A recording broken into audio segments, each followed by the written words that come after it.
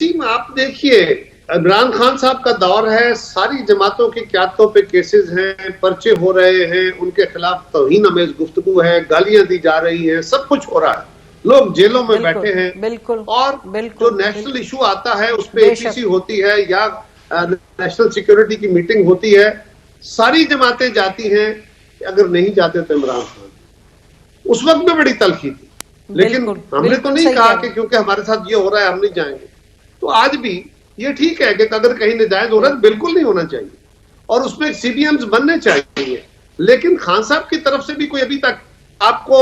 इल्म है ना, सिवाय एक ट्वीट के, और वो भी कि मैं सबसे बात करने को तैयार हूं। और खान साहब का बड़ा वाज़ेह है कि वो फौज के साथ बात करने को तो बहुत तैयार है, सबसे तो एक वेग सी बात है। जो सारे लोग, और अब एक सिविल सोसाइटी इकट्ठी हुई है, उन्होंने कुछ शुरू किया डायलॉग, अल्लाह करे वो कंक्लूड हो जाए। तो मैं तो इस जज्बे के तहत बातें कर रहा हूं या कर रहा था कि पाकिस्तान में इंतखाब हो, मुश्तरका हो, एक वक्त पे हो जाए ताकि किसी बेहतरी का अमल निकल सके। वरना एक दूसरे को मीडिया के अंदर बैठे हुए हम एक दूसरे की पुष्ट टिकाने के लिए, एक दूसरे को हराने के लिए बातें करते हैं, हम वे फॉरवर्ड तो नहीं निकाल रहे ना। नहीं है जी, मैंने तो एक जज्बे के तहत बात की थी नसीम, आज भी करता हूं। मैं तो ये समझता हूं कि इस इलेक्शन से हमारा मकसद है स्टेबिलिटी आ जाए, पाकिस्तान में सियासी इस्तेहकाम हो। इलेक्शन अवाम की राय है, अवाम की राय अपने वक्त पे आनी है, इसमें कोई दूसरी राय नहीं है। अदालत का फैसला है, उसका भी एहतराम है, आईनी जरूरत भी है, लेकिन ये भी देखना है कि क्या ये दो सूबों के अंदर होने वाला इंतखाब अगर अलग वक्त पे होगा तो इससे स्टेबिलिटी आएगी या तनाव और बढ़ेगा, क्योंकि मरकज में और दो सूबों में हुकूमतें और होंगी, ये फिर वही हंगामे, फिर वही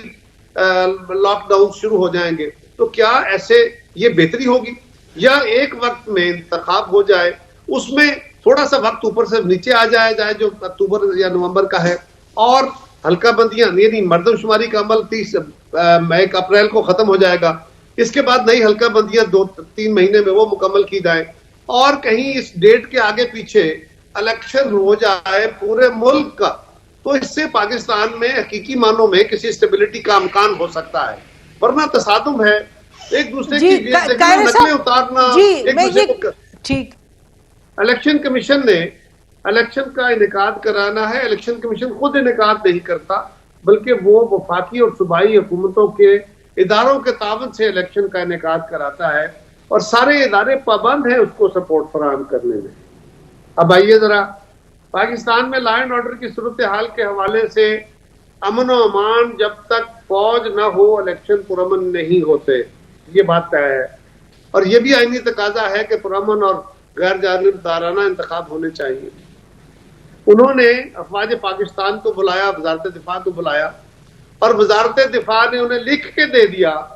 कि हमारे पास 30 अप्रैल के इलेक्शन के लिए हर पोलिंग स्टेशन पे फौज के अमला देने की पोजीशन नहीं है, क्योंकि हम बहुत बड़े लेवल पे लाखों की तादाद में इस वक्त टीमें पूरे मुल्क के अंदर काम कर रही हैं, जिसमें फौज के सिपाही और मुअक्किल के साथ है, जो सेंसस के अमल में, जो 30 अप्रैल को मुकम्मल होना है। और जितनी बड़ी डिप्लॉयमेंट आप कह रहे हैं कि हर पोलिंग स्टेशन पे हो, हमारे पास इस वक्त उतनी फोर्स नहीं है, हम रैपिड रिस्पांस के तौर पे फोर्स दे सकते हैं। नंबर 1 ये फौज ने कहा। अब हमें देखना चाहिए कि क्या सेंसस हो रहा है या झूठ बोला जा रहा है, क्या डिप्लॉयमेंट फौज की हर टीम के साथ है या झूठ बोला जा रहा है, क्या ये दुरुस्त है, उससे आगे बढ़िए। अदलिया से कहा गया कि आप इलेक्शन के इनेकाद के लिए हमें रिटर्निंग अफसर दीजिए, अदलिया ने रिटर्निंग अफसर देने से माजरत कर ली और एग्जीक्यूटिव से रिटर्निंग अफसर ले लिए, क्या ये दुरुस्त है या नहीं है। तीसरी तरफ आइए, फाइनेंस मिनिस्ट्री को कहा गया कि हमें 45-40 अरब, फिर 55-56 अरब, फिर 60-62 की बात हो रही है। उन्होंने कहा जी हमारे हालात इस वक्त ऐसे हैं, हमने कुछ पैसे दिए हैं, आप अपने अखराजात को नीचे लाइए। इलेक्शन कमीशन ने कहा हम हालात के तहत जो भी हो, अशिया महंगाई की वजह से और महंगी हो गई है, बजट बढ़ गया है, आप पैसे दीजिए। उन्होंने कहा कि भाई हम तो पहले ही IMF की शराइत पूरी कर रहे हैं और हम मजीद डेट खड़ा नहीं कर सकते, अब हम कोशिश करते हैं जितने पैसे आपको दे सकते हैं, लेकिन फौरी तौर पे ये सारा पैसा अरेंज करना मुमकिन नहीं है। क्या IMF से इस वक्त नेगोशिएशन हो रही है, क्या पाकिस्तान के अंदर हमने मुख्तलिफ साइडों से कटौतियां लगा के उनकी शराइत पूरी करने की कोशिश कर रहे हैं कि हम डिफॉल्ट से बच सके या नहीं, क्या यह दुरुस्त है? चौथा नुकता यह है कि जिस अमले ने पंजाब और खैबर पख्तूनख्वा में या मुल्क भर में जहां इलेक्शन कराना होता है तो उसके लिए एजुकेशन के, पुलिस के, बाकी दीगर सरकारी महकमों के अफसर लिए जाते हैं, जो प्रिजाइडिंग अफसर, जो पोलिंग अफसर, जो मुख्तलिफ जो काम करते हैं, तो वो सूबों की हुकूमतों ने कहा जी कि हमारा अमला इस वक्त मर्दमशुमारी के अमल में सपोर्ट फराम कर रहा है मर्दमशुमारी की, तो इतनी बड़ी तादाद में ये अमला इस वक्त अवेलेबल नहीं होगा। जी यह है कि क्या ये जो कहा गया है ये दुरुस्त है कि गलत है, और ये लिख के उन्होंने इलेक्शन कमीशन को दे दिया। इलेक्शन कमीशन ने 30 की डेट दी हुई है, उसको बैक ट्रैक करके उसने अपने तौर पे वजीर आजम को कहा कि जी आपके महकमों ने लिख के दे दिया है, मुझे हुकूमत की पोजीशन वादे करे और आज करे। आज मतलब डेट थी कि आज करे, इसलिए कि उससे आगे चल के इसको लंबा करके तो 30 की डेट तो तक तो नहीं पहुंचा जा सकता। लिहाजा वजीर आजम ने उनको जवाब दिया कि जी जो महकमे कह रहे हैं, और उन्होंने कैबिनेट को बुला के कि जो महकमाना तरफ से या वजारतों ने आपको इतलात दी है बिल्कुल ये बात दुरुस्त है और ऐसी ही है, हम उनकी बात को एंडोर्स करते हैं। अब देखना है कि क्या फौज एंगेज्ड है, पहले मर्दमशुमारी हो रही है, फौज एंगेज्ड है, क्या IMF की शराइत है, क्या फाइनेंशियल क्रंच है, क्या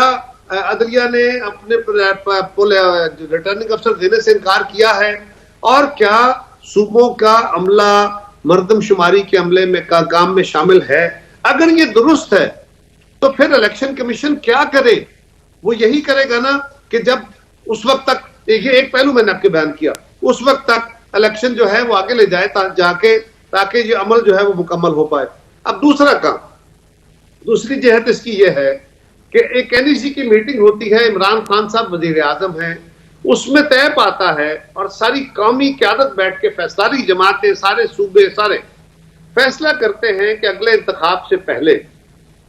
पाकिस्तान के अंदर सेंसस होगा और उस सेंसस के तहत नए इंतखाब होंगे। अब नए इंतखाब की तरफ अब जा रहे हैं, मर्दमशुमारी का अमल जारी है, क्यों ना ऐसा कर लिया जाए और उस पर बाकायदा एहतजाज है। फाटा का जो पुराना फाटा है आज वो का एहतजाज है, वो बाकायदा वहां भी एहतजाज कर रहे हैं, यहां भी आके कर रहे हैं कि भाई हमारे साथ तो ज्यादती हुई, आपने पहले हमारी सीटें ज्यादा थी कौमी असम्बली की, अब मर्ज करके कम कर दी हैं, अब आपने हमारी सेनेट की सीटें भी काट दी हैं, अब हम आप हमारी आबादी यहाँ कैलकुलेट नहीं कर रहे हैं और आप हमें और सीटें कम कर देंगे। इसी तरह कराची वालों के अपने एतराजात हैं। मुल्क के अंदर आधे मुल्क से जायद में आप पुराने सेंसस के तहत इंतखाब कराएंगे और मरकजी इलेक्शन और 2 सूबों का इलेक्शन आप नए सेंसस और नई हल्का बंदियों के तहत कराएंगे।